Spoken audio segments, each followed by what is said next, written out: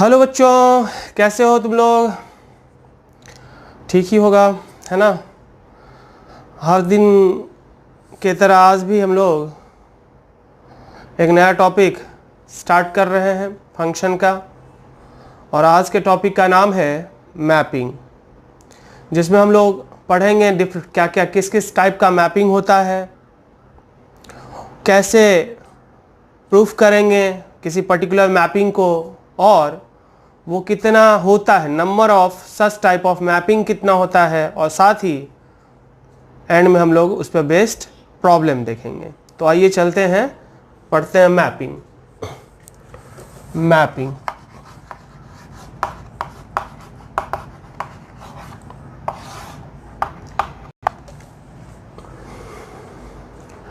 ये mapping function को ही कहा जाता है, कोई नया टर्म नहीं है।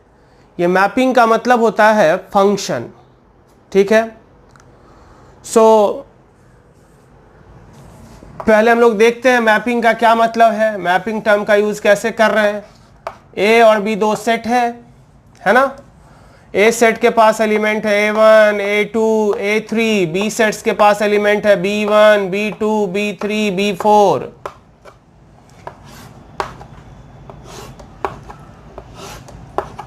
और ये f फंक्शन है, f एक मैपिंग है। f एक फंक्शन है या मैपिंग है जो किधर से किधर हो रहा है, a सेट से किधर, b सेट के तरफ, है कि नहीं।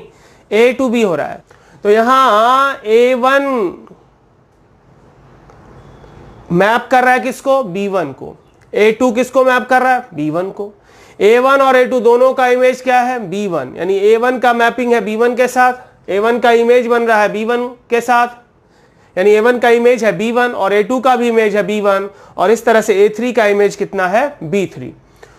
तो इसमें हम लोग को जानना है कि कौन कौन सा टाइप का मैपिंग होता है, ठीक है। कैसे प्रूफ करेंगे उस पर्टिकुलर मैपिंग को, कैसे डिफाइन करेंगे, कैसे प्रूफ करेंगे, और कितना वैसा नंबर ऑफ मैपिंग होता है, और देखते हैं पहले। तो सबसे पहले मैपिंग को देखते हैं, मैपिंग कितने टाइप का होता है। मैपिंग जब इसको डिवाइड किया गया, दो अलग अलग बेस पर बांटा गया। एक ऐसा बेस जिसमें दो तरह का मैपिंग होता है, एक को कहते हैं 1-1 मैपिंग, 1-1 या इंजेक्टिव, 1-1 या इंजेक्टिव, ठीक है। 1-1 या फिर मेनी वन। दूसरे बेस पर देखा जाए तो फंक्शन दो तरह का है, ऑनटो या फिर इनटू, ऑनटो और इनटू। ऑनटो का दूसरा नाम भी है सरजेक्टिव, ठीक है। तो दो अलग अलग बेस है, इस दो अलग अलग बेस पर बेस 1, एक बेस से अगर देखा जाए व्यू 1, बेस 2, दो अलग अलग बेस पर बांटा गया। एक बेस पर फंक्शन दो तरह का होता है, 1-1 या और दूसरा मेनी वन, और दूसरे बेस पर फंक्शन इनटू और ऑनटू, ये दो तरह का होता है। तो 1-1 है क्या, ये तो हम लोग पहले ही पढ़ चुके हैं कि फंक्शन जब A to B होता है तो A सेट को क्या कहते हैं, A सेट क्या कहलाता है, डोमेन, है कि नहीं, बहुत बार बात कर चुके हैं। B सेट को क्या कहते हैं, कोडोमेन, है ना। और बी सेट का वो एलिमेंट जो रिलेशन में पार्टिसिपेट करे उसे क्या कहते हैं, रेंज कहते हैं। तो ये हमारा रेंज हो गया, है कि नहीं। तो जब फंक्शन A to B होता है तो A सेट को क्या कहते हैं, डोमेन कहते हैं, बी सेट को क्या कहते हैं, कोडोमेन। रेंज नहीं कहते इसको कहते हैं हम लोग कोडोमेन। तो 1-1 क्या होता है, नाम से ही क्लियर है। 1-1 मैपिंग का मतलब है 1 का रिलेशन 1 के साथ बने, A1, A2, A3, B1, B2, B3, B4। 1 का रिलेशन 1 के साथ, देखो 1 का रिलेशन 1 के साथ है, इसका मतलब यहां पर फंक्शन कैसा है, 1-1 है। और 1 का 1 के साथ तो 1-1। उसी का दूसरा नाम क्या है, इंजेक्टिव। दूसरा मेनी वन, नाम से यहां भी क्लियर है, मेनी का रिलेशन 1 के साथ, A, B, A1, A2, A3, B1, B2, B3, many का रिलेशन 1 के साथ। मेनी का रिलेशन देखो 1 के साथ है, मेनी का एक से ज्यादा का रिलेशन 1 के साथ है, इसलिए इसका नाम हो गया मेनी 1। ठीक है, तो एक हो गया 1 1, दूसरा हो गया मेनी 1। दूसरे व्यू में फंक्शन ऑनटो और इनटू होता है। ऑनटो क्या होता है? तो जब कोडोमेन और रेंज सेम हो, यहां पर कोडोमेन क्या है? B1, B2, B3, B4 और रेंज क्या है? B1 और B3। तो इस केस में कोडोमेन और रेंज सेम नहीं है, लेकिन जब कोडोमेन और रेंज सेम हो तो वैसे फंक्शन को कहते हैं onto. Codomain is equal to क्या? रेंज। कोडोमेन और रेंज सेम हो तो फंक्शन कहलाता है ऑनटो। इसका एग्जांपल अगर देखा जाए, मतलब दूसरे सेट में एलिमेंट खाली नहीं बचना चाहिए। ये फंक्शन हो रहा है A to B, A1, A2, B1, B2। देखो यहां कोडोमेन और रेंज दोनों क्या है? सेम है, इसलिए फंक्शन हो गया ऑनटो। इनटू किसको कहते हैं? अगर बी सेट में एलिमेंट खाली बच जाए, codomain not equal to range, और जब खाली बचेगा तो वो दोनों इक्वल नहीं होगा, है कि नहीं? और इसका एग्जांपल अगर हम देखें तो ये ए सेट है, ये बी सेट है, इसमें एलिमेंट है A1, A2, इसमें एलिमेंट है B1, B2 और B3, है कि नहीं? और हमने क्या कहा? जब codomain not equal to range है तो फंक्शन क्या कहलाता है? इनटू। तो फंक्शन को दो अलग अलग बेस पर बांटा गया, एक बेस में 1 1 और मेनी 1, और दूसरे बेस में क्या होता है? ऑनटो और इनटू। ये 1 1 और मेनी 1 नाम से ही क्लियर है, 1 का रिलेशन 1 के साथ तो 1 1, और जब मेनी मतलब एक से ज्यादा का रिलेशन 1 के साथ हो तो मेनी 1। ऑनटो किसको कहते हैं? तो इसको समझने के लिए ये चीज हमने समझा कि फंक्शन जब A to B होता है, समझा क्या? पहले से जानते हैं, A to B होता है तो A सेट को डोमेन कहते हैं, बी सेट्स को कोडोमेन कहते हैं, और बी सेट्स का वो एलिमेंट जो रिलेशन में पार्टिसिपेट करे उसे हम रेंज कहते हैं, है कि नहीं? और जब हम इस तरह से लिखते हैं f, इसका मतलब होता है f एक फंक्शन है जो हो रहा है किधर से किधर? A to B। तो A सेट को क्या कहते हैं? डोमेन, और B सेट्स को क्या कहते हैं? कोडोमेन कहते हैं। तो जब कोडोमेन और रेंज सेम हो, कोडोमेन और रेंज सेम होने का क्या मतलब? बी सेट का हर एक एलिमेंट अगर पार्टिसिपेट करे, सेकेंड सेट का हर एक एलिमेंट अगर पार्टिसिपेट करे, तो उस समय कोडोमेन और रेंज सेम होगा, और उस केस में फंक्शन कहलाएगा क्या? ऑनटो। अदरवाइज अगर फंक्शन ऑनटो नहीं है तो फंक्शन क्या होगा? इनटू। इवन ऑड के तरह ऐसा नहीं है कि function neither even nor odd होता है। वहां पर क्या था? कुछ फंक्शन इवन है, कुछ ऑड है, कुछ नाइदर इवन नॉर ऑड है, लेकिन यहां वैसा नहीं है। फंक्शन अगर है तो 1 1 और मेनी 1 में से कोई एक होगा, या तो 1 1 होगा, नहीं है 1 1 तो मेनी 1 है, या तो ऑनटो होगा, नहीं है ऑनटो तो इनटू होगा। ठीक है, तो इस तरह से ये टॉपिक है हमारा आज का, जिसके बारे में हमको जानना है, चारों का डेफिनेशन जानना है, फिर कैसे प्रूफ करेंगे वो जानना है, और उसके बाद लास्ट में हम जानेंगे कि कितना number of such type of mapping होता है। ठीक है, इसको उतारिए।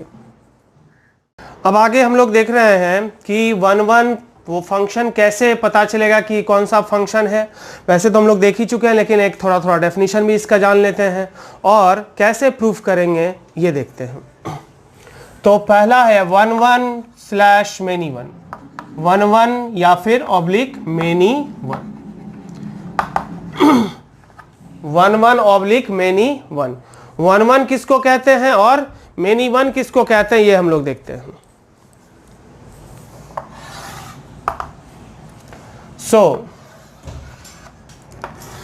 ये एक सेट है A, दूसरा सेट है B, A1, A2, A3, B1, B2, B3, B4। तो यहां पर ये फंक्शन कैसा है? 1 1 है कि नहीं? फंक्शन कैसा है? मेनी 1 1 है। और मेनी 1 का क्या मतलब? जब मेनी का रिलेशन 1 के साथ हो, अगर 1 1 नहीं है तो मेनी 1 है। तो फंक्शन 1 1 होने का मतलब कोडोमेन सेट्स के किसी भी एलिमेंट का मैक्सिमम एक प्री इमेज होना चाहिए। यहां A1 का इमेज क्या है? B1, तो B1 का प्री इमेज क्या हुआ? A1। अगर 2 का रिलेशन 1 के साथ हो जाएगा, अगर इस 2 का रिलेशन सपोज मान लो इसके साथ बना दे, तो फिर B1 का कितना प्री इमेज हो जाएगा? 2। तो उस केस में फंक्शन कैसा हो जाएगा? मेनी 1। तो कोडोमेन सेट के किसी भी एलिमेंट के पास एक से ज्यादा प्री इमेज नहीं होना चाहिए। ठीक है, so a function is said to be 1 1 if every element of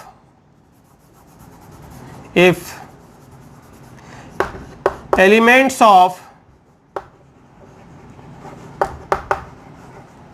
codomain set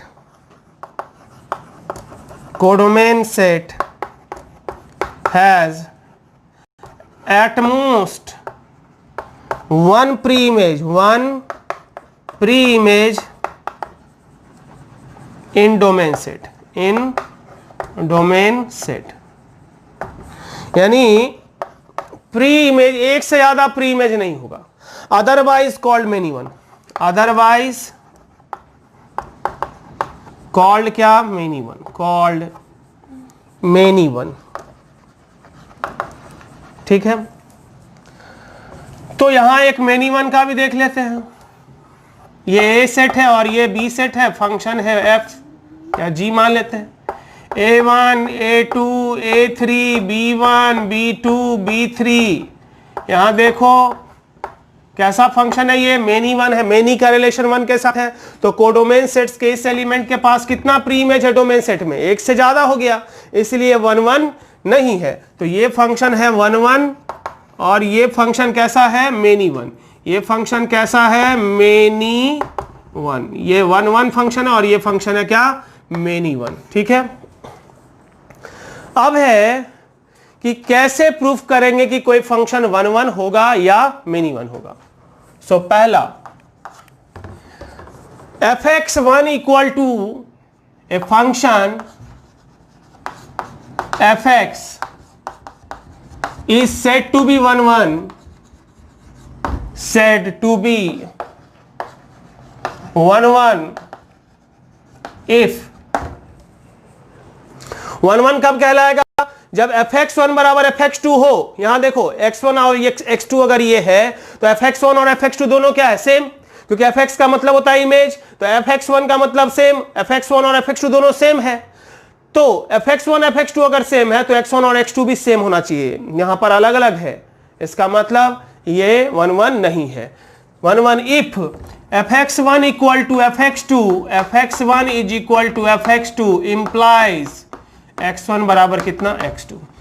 मतलब fx1 बराबर fx2 लेके हम चलेंगे, फंक्शन दिया हुआ है fx, तो fx1 इक्वल टू fx2 लेके चलेंगे। अगर उससे x1 बराबर x2 सिर्फ और सिर्फ आया, ऐसा नहीं कि x1 बराबर x2 भी आ गया और कुछ और भी रिलेशन आ गया, वैसा नहीं, सिर्फ और सिर्फ fx1 इक्वल टू fx2 लेने से x1 इक्वल टू x2 आए, तो हम कहेंगे कि वो फंक्शन क्या है, 1 1 है।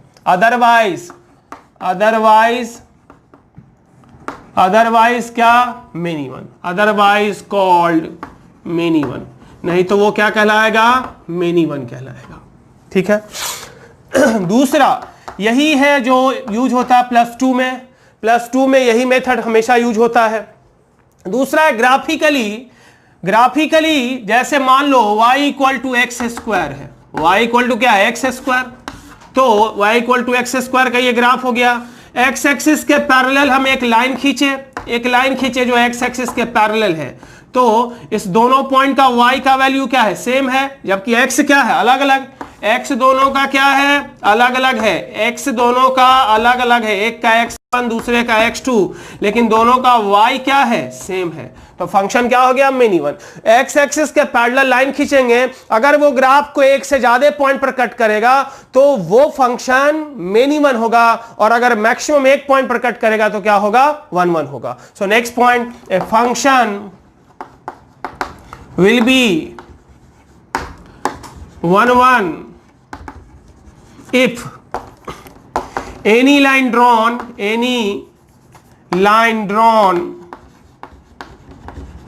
parallel to x axis cuts the graph at most 1 point, at most 1 point, अधिक से अधिक एक पॉइंट पर जब कट करेगा तो फंक्शन क्या होगा, 1 1 होगा। अगर एक से ज्यादा पॉइंट पर कट कर देगा तो वो फंक्शन 1 1 नहीं होगा। तीसरा, ऑल इवन फंक्शंस आर जितना भी इवन फंक्शन है सारा का सारा इवन फंक्शन मेन इवन होगा, क्योंकि जब इवन फंक्शन होगा तो y एक्सिस के रिस्पेक्ट में सिमेट्रिकल होगा, तो जब हम x एक्सिस के पैरेलल लाइन खींचेंगे तो कम से कम 2 पॉइंट पर कट करेगा, इसलिए ऑल इवन फंक्शन आर क्या मेन इवन, आर मेन इवन। फोर्थ पॉइंट, अगर किसी फंक्शन का डेरिवेटिव 0 से बड़ा हो या डेरिवेटिव 0 से छोटा हो, डेरिवेटिव अगर 0 से बड़ा है तो इस तरह से ग्राफ बनेगा, 0 से छोटा है तो इस तरह से ग्राफ बनेगा, तो या तो स्ट्रिक्टली इंक्रीजिंग हो या स्ट्रिक्टली डिक्रीजिंग हो, दैट इज मोनोटोनिक हो। मोनोटोनिक कहने का मतलब या तो इंक्रीजिंग हो, स्ट्रिक्टली इंक्रीजिंग, या फिर स्ट्रिक्टली डिक्रीजिंग हो, वैसे फंक्शन को हम क्या कहते हैं, मोनोटोनिक फंक्शन कहते हैं। और अगर कोई मोनोटोनिक फंक्शन है तो वो हमेशा 1-1 फंक्शन होगा। All monotonic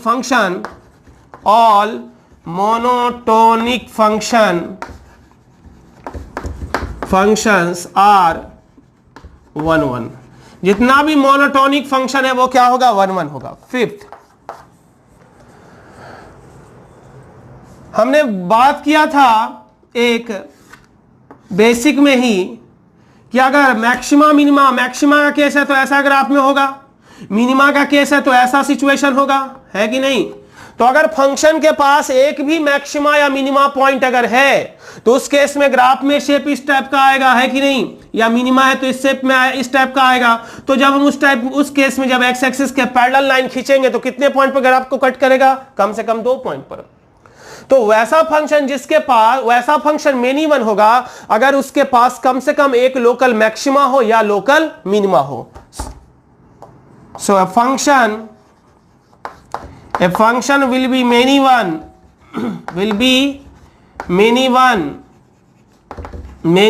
if it has at least one local maxima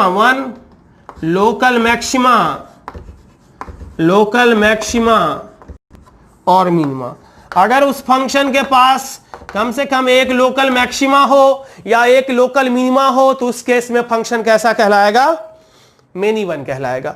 तो इस तरह से हम लोग फंक्शन 1-1 है या मेन इवन है, इस तरह से हम लोग डिसाइड कर सकते हैं। बहुत सारा मेथड है, लेकिन जनरली जो +2 लेवल पर यूज होता है वो ये, या फिर डेरिवेटिव से अगर डेरिवेटिव 0 से बड़ा हो या डेरिवेटिव 0 से छोटा हो तो फंक्शन कैसा होता है, मोनोटोनिक, और उस केस में फंक्शन क्या होता है, 1-1। अगर एक्स एक्सिस के पैरेलल लाइन खींचेंगे, एक से ज्यादा पॉइंट पर कट कर देगा तो फंक्शन कैसा होगा, मेन इवन, अदरवाइज फंक्शन क्या होगा, 1-1। तो इस तरह से हम लोग 1-1 और मेन इवन के बारे में प्रूफ कर सकते हैं। ठीक है, आगे हम लोग बात कर रहे हैं कि इनटू और ऑनटू कैसे प्रूफ करेंगे, कैसे प्रूफ करेंगे कि फंक्शन इनटू है, कैसे प्रूफ करेंगे कि फंक्शन ऑनटू है, और उसके साथ साथ हम बात करेंगे कि इनटू और ऑनटू होता क्या है। तो सबसे पहले तो यह जानना होगा कि इनटू और ऑनटू क्या होता है, और उसके साथ साथ हम लोगों को देखना है कि कैसे प्रूफ करेंगे। बहुत ही छोटा है, सिंपल है, थोड़ा सा रेंज निकालने का ज़रूरत है। तो जिन बच्चों को रेंज नहीं आता है सो प्रीवियस वीडियो को जाके देखें, रेंज सीखे पहले, क्योंकि इसमें रेंज निकालने का ज़रूरत है। तो रेंज निकालना आना चाहिए। तो पहले हम लोग रेंज निकालते हैं और फिर रेंज निकालने के बाद ही हम ऑनटू और इनटू का प्रॉब्लम बना सकते हैं। तो अगला है onto function, onto slash into function, onto slash into function. Onto क्या होता है और इनटू क्या होता है, तो पहले एग्जांपल ही देख लेते हैं। ए बी, एक दूसरा फंक्शन है ए और बी, ए और B, A1 A2 A3 B1 B2, ये फंक्शन कैसा हो गया, ऑनटू। पहले भी देखे थे A1 A2 A3 B1 B2, ये फंक्शन कैसा हो गया, इनटू। यहां पर एक खाली बचा हुआ है, या फिर यूं कहो कोडोमेन और रेंज सेम नहीं है। तो ऑनटू कब होगा, जब कोडोमेन सेट के हर एक एलिमेंट का कम से कम एक प्री इमेज हो। यहां पर 2 एलिमेंट है, दोनों का प्री इमेज है डोमेन सेट में, लेकिन यहां एक एलिमेंट ऐसा है जिसका कोई प्री इमेज नहीं है। अगर हर एक एलिमेंट का प्री इमेज हो तो वैसे फंक्शन को क्या कहते हैं, ऑन्टो कहते हैं, अदरवाइज फंक्शन क्या कहलाता है, इनटू कहलाता है। सो डेफिनेशन क्या हुआ, a function is said to be onto if every element of codomain set, every elements of codomain set के हर एक एलिमेंट का कम से कम एक प्री इमेज होना चाहिए डोमेन सेट में, है set has at least one pre image in domain set, otherwise called into। अगर कोडोमेन सेट के हर एक एलिमेंट का प्री इमेज हो, जैसे यहां B1 का प्री इमेज 2 है, B2 का भी कम से कम 1 है, लेकिन यहां B1 का 3 तो है, लेकिन B2 का कोई प्री इमेज नहीं है, B2 का कोई प्री इमेज नहीं है क्या, नहीं है। तो इसका मतलब यहां जो ये g फंक्शन है वो ऑन्टो नहीं है, g फंक्शन कैसा हो गया, इनटू। ठीक है, जब कोडोमेन सेट के हर एक एलिमेंट का कम से कम एक प्री इमेज हो डोमेन सेट में तो फंक्शन कहलाएगा ऑन्टो, और अगर वैसा एक एलिमेंट हो जिसका कोई प्री इमेज ना हो तो वैसे फंक्शन को हम क्या कहते हैं, इनटू फंक्शन कहते हैं। अब हम लोग देखते हैं कि कैसे प्रूफ करेंगे ऑन्टो और into. Method to proof onto slash into, onto या इनटू प्रूफ करने का क्या मेथड होता है। बहुत ही आसान है। फंक्शन जब दिया हुआ है a टू b, फंक्शन मान लो दिया हुआ है, लेट f एक फंक्शन है जो किधर से किधर हो रहा है, a टू b हो रहा है। तो a यहां पर क्या है, डोमेन, और b क्या है हमारा, codomain. b is equal to क्या है, कोडोमेन। तो जब हमने क्या कहा डेफिनेशन में, हर एक एलिमेंट का कम से कम एक प्री इमेज हो, यानी b में कोई खाली नहीं बचना चाहिए, हर एक एलिमेंट का पार्टिसिपेशन जरूरी है ऑन्टो होने के लिए। तो ऑन्टो फंक्शन के केस में क्या हो जाएगा, कोडोमेन और रेंज क्या होगा, सेम होगा। तो अगर कोडोमेन और रेंज अगर सेम हो जाए, कोडोमेन तो दिया हुआ रहेगा, तुमको फंक्शन का क्या निकालना होगा, रेंज फाइंड करना होगा। अगर कोडोमेन और रेंज सेम हो जाए तो फंक्शन क्या होगा, onto. So if codomain is equal to range, equal to कितना, range, then it is called onto, it is called क्या, ऑन्टो। अदरवाइज इनटू, नहीं तो क्या होगा, इनटू होगा। सो कोडोमेन दिया हुआ रहेगा फंक्शन का, हम रेंज निकाल लेंगे। अगर कोडोमेन और रेंज सेम होगा तो फंक्शन होगा ऑन्टो, अदरवाइज क्या होगा, इनटू। इसके अलावे एक और फंक्शन है जिसका नाम है 1 ऑन्टो, या इसी का दूसरा नाम है बाइजेक्टिव, जो 1 भी हो और ऑन्टो भी हो। 1 ऑन्टो मतलब जो 1 भी हो और ऑन्टो भी हो, और बाइजेक्टिव भी कहते हैं। इंजेक्टिव भी हो, सरजेक्टिव भी हो तो उसको क्या कहते हैं, बाइजेक्टिव भी कहते हैं, है कि नहीं। ऑन्टो का दूसरा नाम क्या है, सरजेक्टिव, जो पहले ही देखे हैं। तो 1 ऑन्टो का क्या मतलब, 1 भी हो और ऑन्टो भी हो। देखते हैं यहां पर A1 A2 A3 B1 B2 B3, तो 1 भी है और ऑन्टो भी है, यानी कोडोमेन सेट्स के हर एक एलिमेंट का एक यूनिक इमेज है। कैसा इमेज है, यूनिक इमेज है। कोडोमेन सेट्स के हर एक एलिमेंट का जब unique, every element of codomain set has unique image in domain set, यानी कोडोमेन सेट्स के हर एक एलिमेंट का जब यूनिक इमेज हो, यूनिक मतलब यूनिकनेस है, मतलब B1 का जो है वो किसी और का नहीं है और मात्र एक ही है कि नहीं। तो उस केस में फंक्शन कहलाएगा 1 ऑन्टो। से function is said to B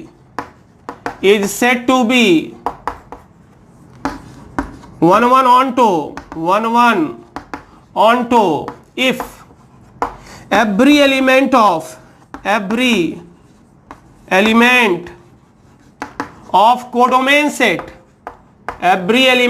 codomain set has unique pre image in domain set, in domain set. अगर कोडोमेन सेट के हर एक एलिमेंट का यूनिक प्री इमेज हो डोमेन सेट में तो क्या कहलाएगा वो फंक्शन 1 1 ऑन टू। अब है कि कैसे प्रूफ करेंगे 1 1 onto. Method to proof 1 1 onto, method to proof 1 1 onto, that is bijective.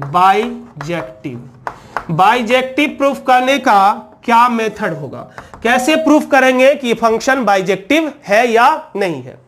तो बाइजेक्टिव के लिए बहुत ही आसान है, 1 1 ऑन टू प्रूफ करना है। 1 1 के लिए हम जानते हैं, ऑन टू के लिए भी जानते हैं, 1 1 ऑन टू प्रूफ हो जाएगा। तो क्या करेंगे, 1 1 अलग से प्रूफ कर देंगे और ऑन टू अलग से प्रूफ कर देंगे, दोनों प्रूफ हो जाएगा। मतलब फंक्शन कैसा है, 1 1 ऑन टू है। So to proof 1 1 onto, 1 1 onto, we have to prove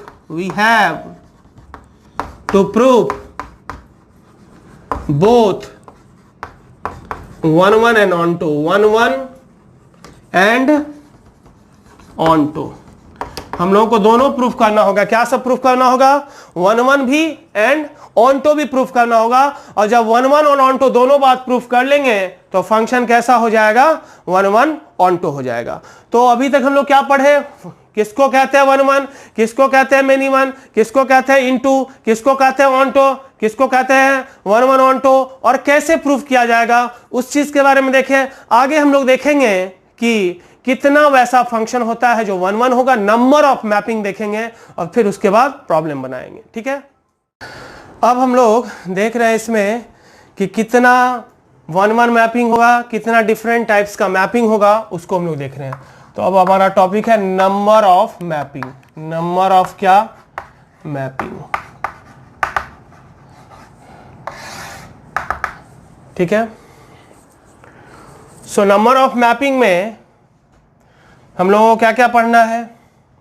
पहले तो ये ले लें, दो सेट है अपने पास, एक सेट ए, दूसरा सेट क्या है बी। फंक्शन हो रहा है किधर से किधर, ए टू बी। इसमें एलिमेंट ले लिए a1 a2 a3 dot dot dot am, m element ले लिए। और दूसरा सेट है b जिसमें एलिमेंट कितना लिया, n एलिमेंट।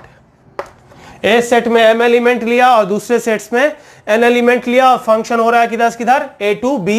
तो हमें जानना है 1 1 कितना होगा, पहले तो टोटल कितना होगा, total number of function, total number of mapping, total number of mapping कितना होगा। फिर 1 1 क्या होगा, 1 1 कितना होगा। फिर मेनी वन कितना होगा, मेनी वन कितना होगा। फिर इनटू और ऑनटो क्या होगा, इनटू। फिर ऑनटो और फिर 1 1 ऑनटो, 1 1 ऑनटो, 1 1 ऑनटो क्या होगा। और उसके अलावा एक है कांस्टेंट फंक्शन, एक है क्या, कांस्टेंट फंक्शन। एक और भी है कांस्टेंट फंक्शन, कांस्टेंट फंक्शन। तो इतना जानना है हम लोगों को। फंक्शन सिचुएशन दिया हुआ है, दो सेट है अपने पास, एक सेट है ए, दूसरा सेट है क्या बी। और फंक्शन हो रहा है किधर से किधर, ए टू बी, जहां ए सेट्स के पास कितना एलिमेंट्स है m, बी सेट्स के पास कितना एलिमेंट्स है n। और हमें जानना है कि कितना वैसा फंक्शन होगा जो कांस्टेंट होगा, 1 1 many one, onto, into और 1 1 ऑन टू होगा। तो इसके बारे में अब हम लोग को जानना है। तो जानते हैं पहले टोटल नंबर ऑफ फंक्शन। पहला है total number of function. Already हम लोग बहुत बार इसको पढ़ चुके हैं, परम्यूटेशन कॉम्बिनेशन में भी पढ़े थे, है कि नहीं। परम्यूटेशन कॉम्बिनेशन में भी पढ़े थे टोटल नंबर ऑफ फंक्शन क्या होता है, फंक्शन के डेफिनेशन में भी पढ़े थे। तो फंक्शन होने का मतलब, ऐसे फिर से एक बार कर लेते हैं। फंक्शन होने का मतलब है कि मान लिया है कि ये आदमी है, m आदमी, और ये n रूम है, ठीक है। तो फंक्शन होने का क्या मतलब कि हर एक आदमी को रूम में ले जाना है। फंक्शन का पहला कंडीशन जो कहता है कि हर एक एलिमेंट का एसोसिएशन होना चाहिए। दूसरा कंडीशन क्या होता है कि एक का रिलेशन दो के साथ नहीं होगा, मतलब एक आदमी को दो अलग अलग रूम में नहीं रखा जा सकता है। बात सही है, दो को एक रूम में रख सकते हैं। तीसरा कंडीशन क्या कहता है कि कुछ रूम भी होना चाहिए और कुछ आदमी भी होना चाहिए। तो टोटल नंबर ऑफ फंक्शन का मतलब हर एक आदमी को रूम के अंदर में हमें डालना होगा, हर एक आदमी को रूम के अंदर में डालना है। तो पहला आदमी को कितने तरीके से हम डाल सकते हैं? n तरीके से। दूसरा आदमी को भी n तरीके से, क्योंकि जिस पहला आदमी को जिस रूम में डालेंगे उस रूम में दूसरा को भी डाल सकते हैं। ऐसा नहीं कि पहला को B1 में डाल दिए तो अब दूसरा के लिए n-1 ऑप्शन होगा, ऐसा नहीं होगा। पहला जिस रूम में गया उस रूम में दूसरा भी जा सकता है, तो यानी दूसरा के पास भी n तरीका होगा, तीसरा के पास भी n ऑप्शन होगा, और इस तरह से सबके पास कितना ऑप्शन होगा? n। तो टोटल कितना हो जाएगा? n into n into n into n, कितने बार? m बार। तो क्या हो जाएगा? Total number of function is equal to कितना? n to the power m, that is equal to number of elements in codomain, number of elements in क्या? Codomain, whole to the power number of elements in domain, number of elements in domain, whole to the power number of elements in क्या? Domain. तो function अगर a to b हो रहा है तो n to the power m, फंक्शन अगर b to a होगा तो क्या हो जाएगा? m to the power n, है कि नहीं? अगर a टू b हो रहा है तो n to the power m होगा, और अगर फंक्शन b टू a हो रहा है तो m to the power n होगा। दूसरा है कांस्टेंट फंक्शन। कांस्टेंट फंक्शन कितना होगा, इसको देखते हैं। कांस्टेंट फंक्शन का मतलब क्या? इनपुट कुछ भी हो, आउटपुट हमेशा सेम रहेगा। मतलब आदमी कोई भी हो, रूम हमेशा सेम रहेगा, यानी हर एक इंसान को एक ही रूम में डालना है। तो बताओ कितना ऑप्शन अपने पास बनेगा? n option. So total number of constant function equal to n, that is equal to number of elements in codomain, number of elements in क्या? कोडोमेन। अगर फंक्शन a टू b हो रहा था तो यहां कितना आया? Constant function n। अगर फंक्शन b टू a होगा तो कितना होगा? m, क्योंकि उस सेट में कोडोमेन हमारा a सेट हो जाएगा। ठीक है। तीसरा 1 slash many one, 1 slash many one, दोनों एक साथ, क्योंकि 1 जो नहीं होता है वो मेनी वन है। 1 कितना होगा और मेनी वन कितना होगा? मेनी वन कितना होगा? ठीक है। 1 होने का क्या मतलब? कि जितना हर आदमी को अलग अलग रूम में डालना। 1 होने का क्या मतलब? हर आदमी को अलग अलग रूम में डालना। तो अगर रूम का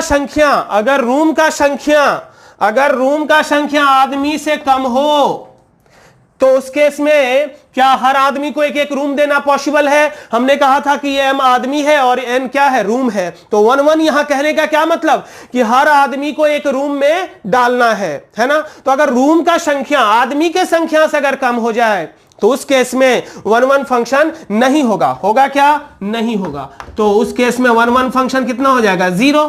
तो उस केस में सारा फंक्शन क्या हो जाएगा? Many one. तो सारा फंक्शन मेनी वन मतलब टोटल फंक्शन कितना है? n to the power m। इस सिचुएशन में 1 0 है तो सारा का सारा फंक्शन मेनी वन हो गया। बाकी जब n greater than equal to m हो, और यहां भी जब n greater than equal to कितना हो? m हो, तो फिर कितना होगा? 1 तो इसका मतलब हमको इस n में से m को लेते हुए, n में से m एक तो चाहिए, n रूम है, उसमें से m आदमी के लिए रूम चाहिए, तो कितने रूम का जरूरत है? 1 देने के लिए m रूम का जरूरत होगा। आउट ऑफ कितना रूम? n room. तो n रूम में से m रूम का सिलेक्शन करेंगे और फिर उसको अरेंज करेंगे। तो जिसको हम ये भी कह सकते हैं क्या कि n में से m को लेते हुए अरेंजमेंट, तो वो कितना हो जाता है? npm। परमुटेशन कॉम्बिनेशन में पढ़ा होगा सबने, npm। अब यहां क्या हो जाएगा? तो total n to the power m था, माइनस कितना हो जाएगा? npm, है कि नहीं? Total minus npm। तो हमने पढ़ा टोटल नंबर ऑफ फंक्शन क्या होता है, कांस्टेंट फंक्शन कितना होगा, 1 कितना होगा। अब आगे हम लोग को पढ़ना है ऑनटो क्या होगा, इनटू क्या होगा, और फिर 1 ऑनटो क्या होगा। तो पहले हम लोग 1 ऑनटो देख लेते हैं, फिर 1 इनटू और ऑनटो करेंगे क्योंकि थोड़ा सा वो बड़ा है। 1 ऑनटो, 1 ऑनटो कितना होगा वो देखते हैं। 1 ऑनटो का मतलब कि 1 होना चाहिए, मतलब और ऑनटो भी होना चाहिए। तो 1 का मतलब हर एक आदमी को एक एक रूम मिलना चाहिए, और ऑनटो के लिए यहां पे रूम खाली नहीं बचना चाहिए। तो ना ही तो सब रूम खाली बचे और ना ही हर आदमी बाहर में रहे, मतलब हर एक इंसान को एक एक रूम भी चाहिए और रूम भी खाली नहीं बचे। तो ये कितना के बराबर हो जाएगा भाई? दो सिचुएशन, एक तो जब दोनों सेम हो और दूसरा जब सेम नहीं होगा। जब दोनों सेम होगा, अगर सेम नहीं होगा तो उस केस में 1 1 ऑन टू होगा ही नहीं, और जब दोनों सेम होगा तो फिर जितने अरेंज कर देना है, n को n प्लेस पर रखना है तो कितने तरीके से रख सकते हैं, फैक्टोरियल n तरीके से, फैक्टोरियल n कहो या फैक्टोरियल m कहो। तो इस तरह से 1 1 ऑन टू फंक्शन 4 के बारे में हम लोग पढ़े। अब बाकी बच गया कितना, 2। ठीक है, अब हम लोग देखते हैं ऑनटो फंक्शन क्या होता है, कितना होगा और इनटू कितना होगा, ऑनटो स्लैश इनटू। ठीक है, नंबर ऑफ ऑनटो फंक्शन क्या होगा और नंबर ऑफ इनटू फंक्शन क्या होगा। तो अगर ऑनटो निकल जाएगा तो टोटल में से ऑनटो को घटा देंगे तो क्या हो जाएगा, इनटू, या फिर इनटू निकल जाए तो टोटल में से इनटू को घटा देंगे तो ऑनटो, है ना, क्योंकि टोटल नंबर ऑफ फंक्शन बराबर इनटू प्लस ऑनटो। तो यहां पर सिचुएशन क्या था, ए सेट था, बी सेट था, फंक्शन हो रहा था किधर ए टू बी। यहां पर कितना एलिमेंट था, m एलिमेंट, और यहां पर कितना एलिमेंट था, n एलिमेंट्स, है ना। ऑनटो फंक्शन का मतलब यहां पर खाली नहीं बचना चाहिए, है ना, यहां पर खाली नहीं बचे, ऑनटो और इनटू।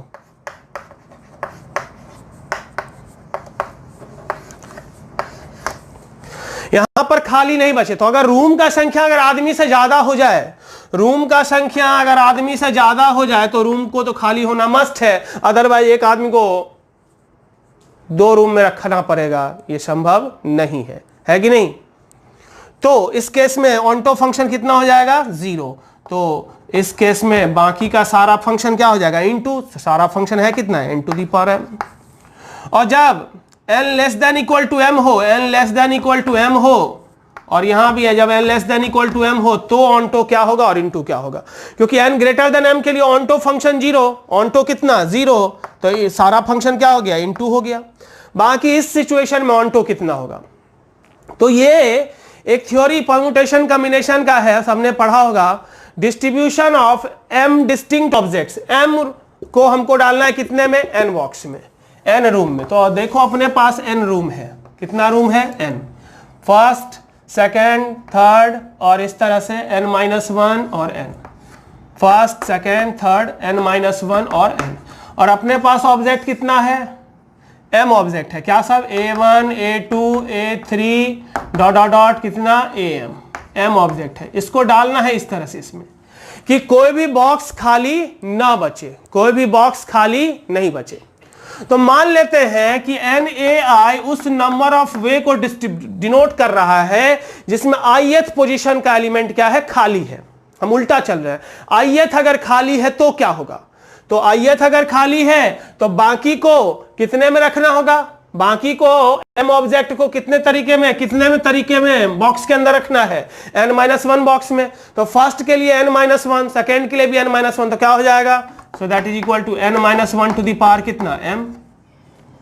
फिर NAI intersection AJ, AI intersection कितना, AJ, तो ये कितना हो जाएगा, इसका मतलब क्या हुआ, वो ऐसा नंबर ऑफ डिस्ट्रीब्यूशन जिसमें ith और jth जो है बॉक्स वो खाली है। ये क्या था, ith बॉक्स खाली, यानी कोई एक बॉक्स खाली रहेगा, ith जिसका की पोजीशन नंबर है। NAI क्या है यहाँ पर, number of distribution, number of ways of distribution in which ith box remains empty, तो कोई एक खाली रह गया, मतलब भाड़ा कितना, n-1, कितने तरीके से होगा, n-1 to the power m। और यहाँ पर दोनों ith और jth भी खाली है तो क्या होगा, n-2 to the power m। और इस तरह से NAI intersection AJ intersection AK, ये क्या हो जाएगा, n-3 to the power m, और इस तरह से सो ऑन हो जाएगा। अब क्या है, अब हम लोगों को क्या निकालना है, नंबर ऑफ डिस्ट्रीब्यूशन का मतलब हम लोगों को क्या निकालना है, तो निकालना है n, हम लोगों को जो चाहिए वो ना तो AI चाहिए, ना तो AI खाली रहे, ठीक है, ना ही AJ खाली रहे, ना ही AK खाली रहे, कोई भी खाली नहीं रहे। हम लोगों को चाहिए क्या, ये चाहिए AI intersection AJ dash intersection AK dash, है कि नहीं, AK डैश, ये फिर समझ लो, डॉट डॉट ये हम लोग को चाहिए complement, that is equal to क्या होगा, total U universal set minus कितना, एन ए आई यूनियन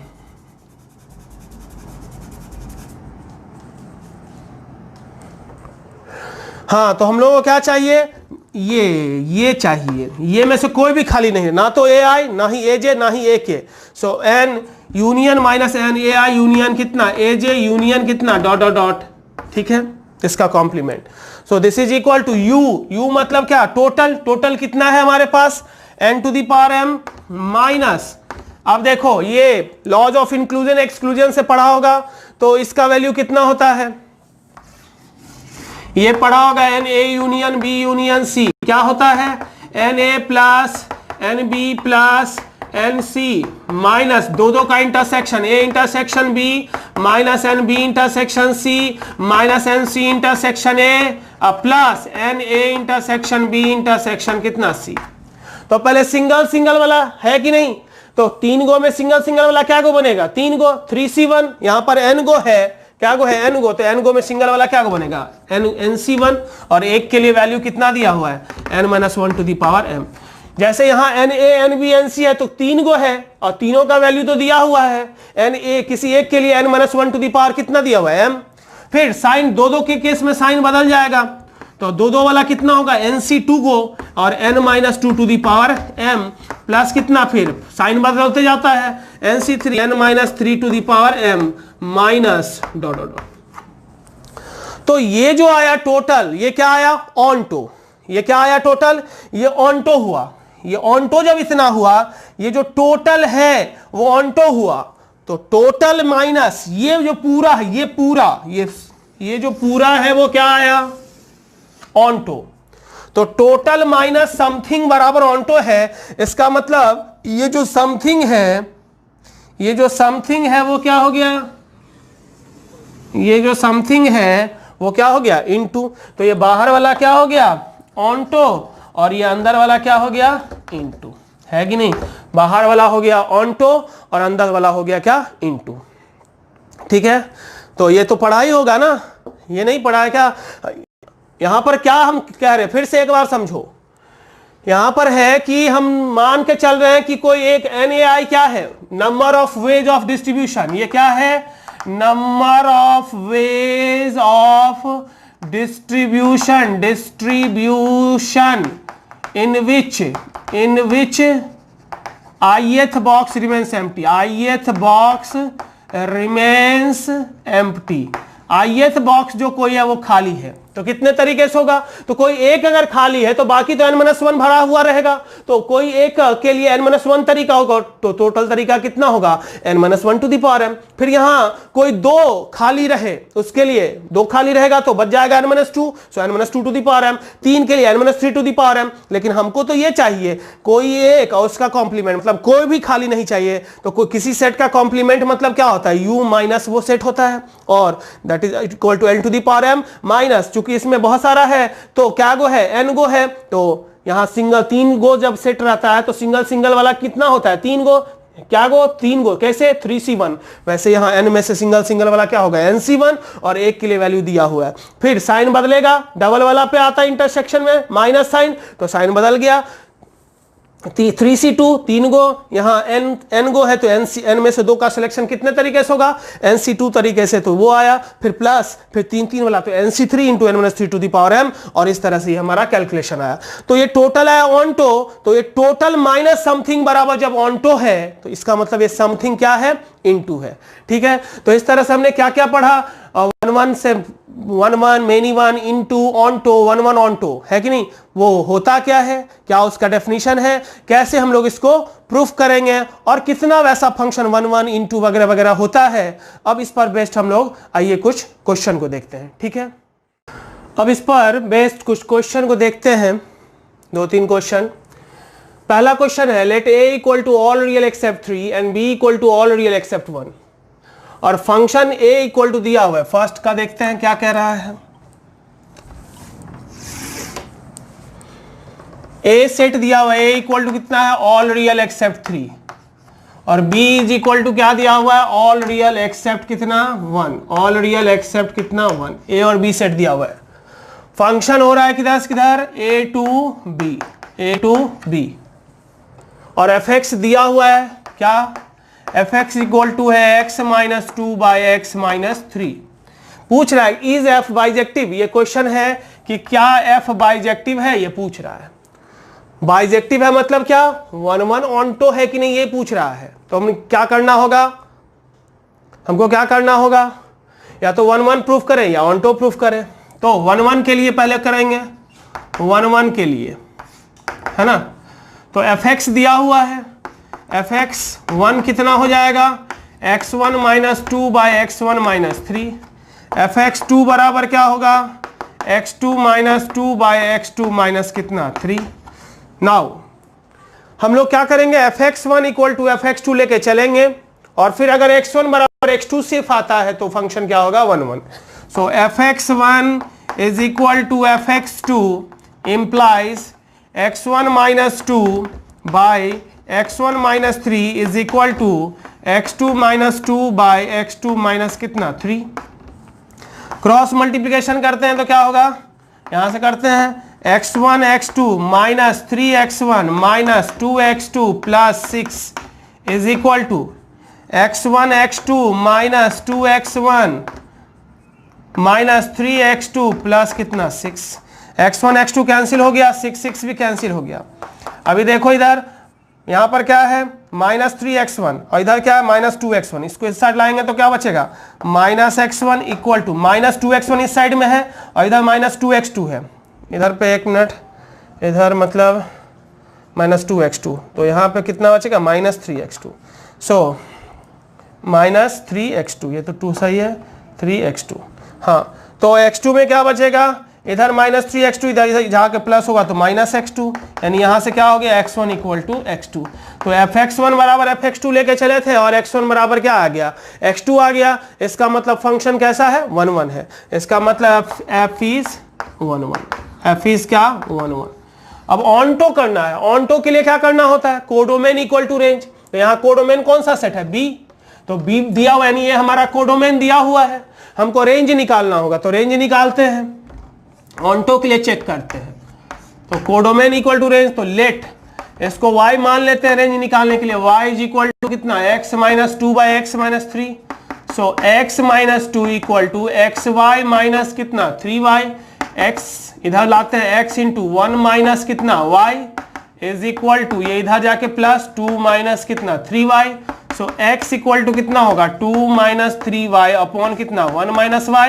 इस फंक्शन का जो डोमेन होगा वही इस फंक्शन का रेंज होगा, है ना। So for x to be define, x to be define, x को क्या होना चाहिए डिफाइंड होना चाहिए और उसके लिए denominator not equal to 0। So y not equal to कितना 1, तो y का वैल्यू क्या हो गया ऑल रियल एक्सेप्ट कितना 1, यानी रेंज हो गया ऑल रियल एक्सेप्ट 1। कोडोमेन भी वही है, सो कोडोमेन इज इक्वल टू कितना हो गया रेंज।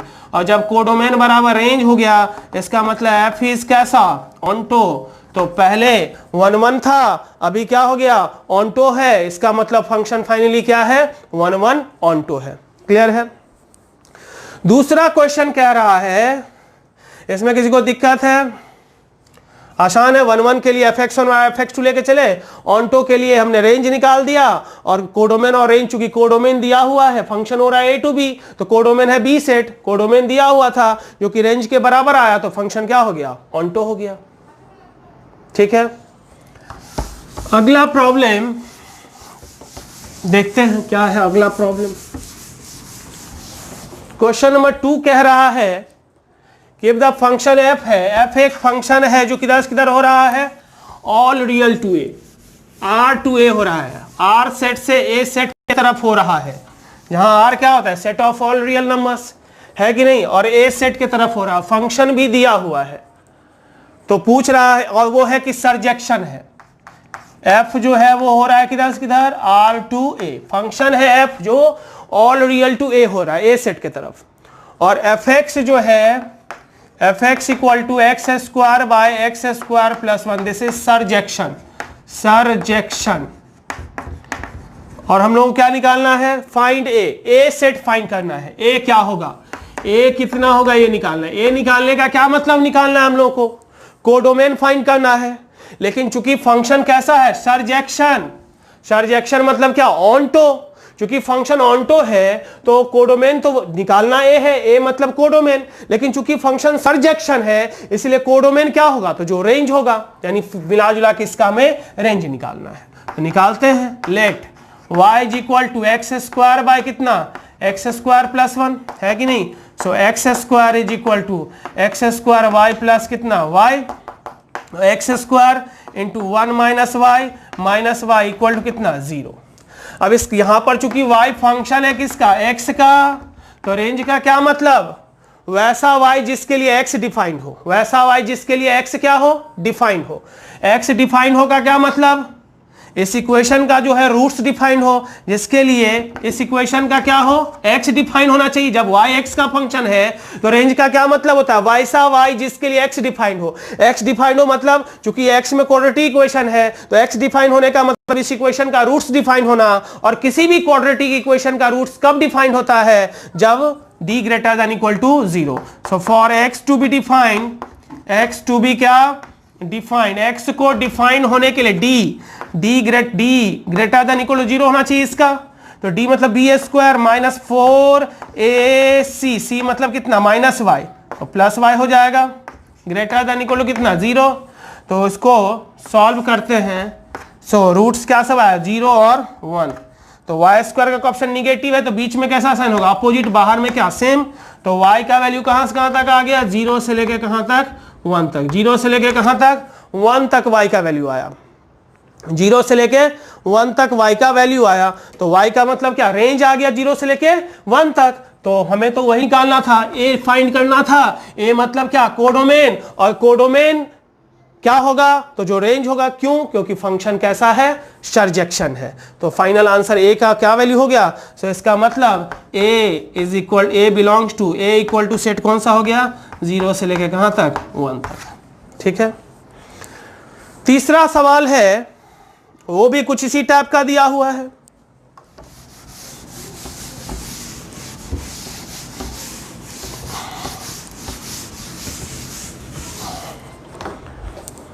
तीसरा प्रॉब्लम क्या है उसको देखते हैं।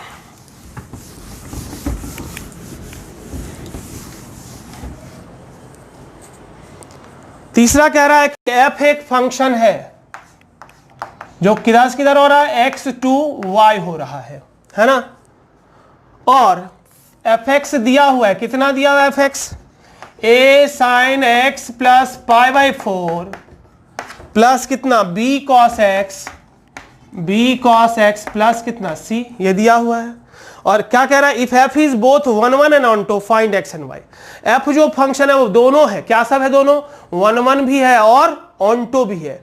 f जो फंक्शन है वो 1 1 भी है और क्या है, ऑन्टो भी है। ओ 1 1 और ऑन्टो है, और हम लोगों को क्या निकालना है, x और y दोनों निकालना है। 1 1 और ऑन्टो ये फंक्शन है ना। 1 1 और ऑन्टो अगर है तो x क्या होगा और y क्या होगा। तो x तो है डोमेन और y क्या है, कोडोमेन। तो हमें डोमेन और कोडोमेन चाहिए, लेकिन चूंकि ऑन्टो है तो कोडोमेन क्या होगा, तो रेंज होगा।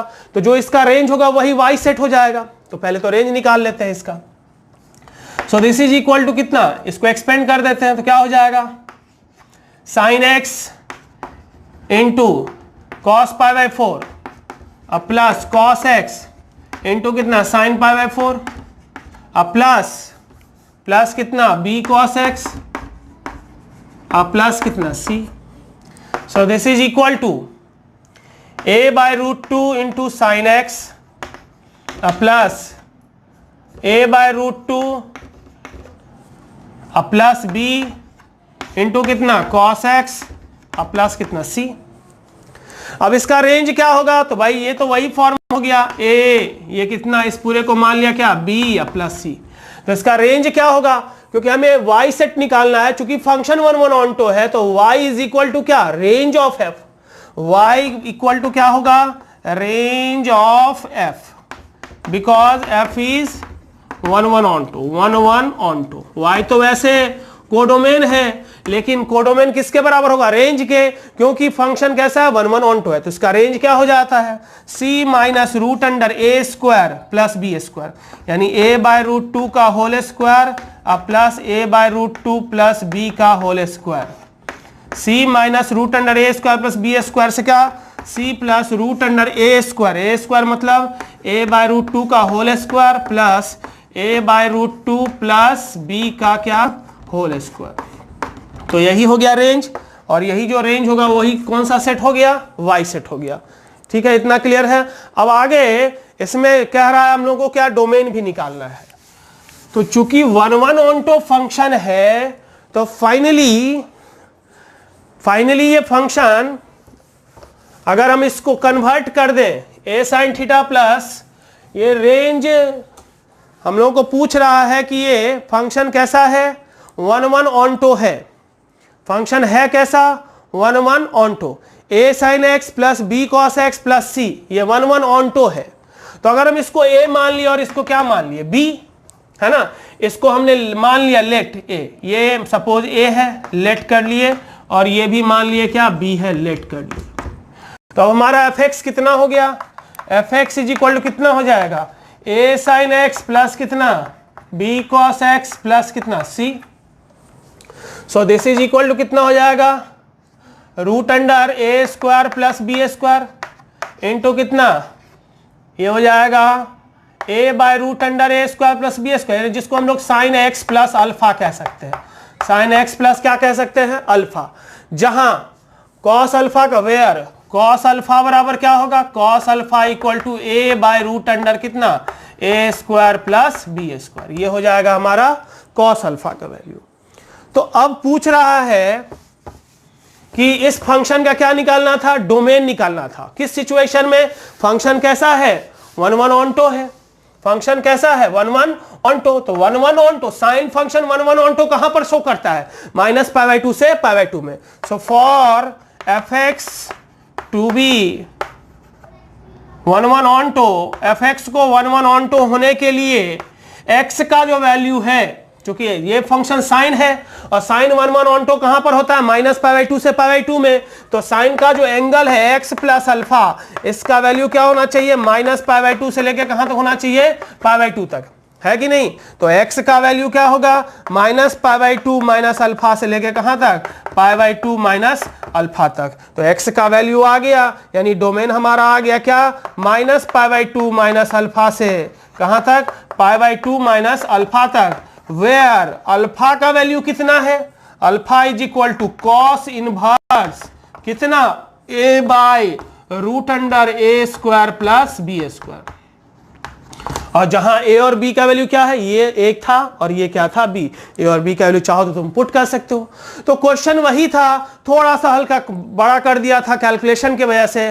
क्वेश्चन वही है, हमेशा हर जगह वही काम देगा। कभी कोडोमेन निकालना है, कभी रेंज निकालना है। तो जनरली इसमें इस टाइप के प्रॉब्लम में रेंज का जरूरत है। सो रेंज अगर आपको निकालने आता हो तो आप इसका प्रॉब्लम आसानी से कर सकते हैं। और इससे क्वेश्चन हर बार एग्जाम में, जनरली एग्जाम में आता ही है। जेईई मेंस के एग्जाम में हमेशा क्वेश्चन आता है, तो इसको बढ़िया से कीजिए और इसके बाद जो क्वेश्चन आया हुआ है आप लोग इसको बनाइए। ठीक है, थैंक यू।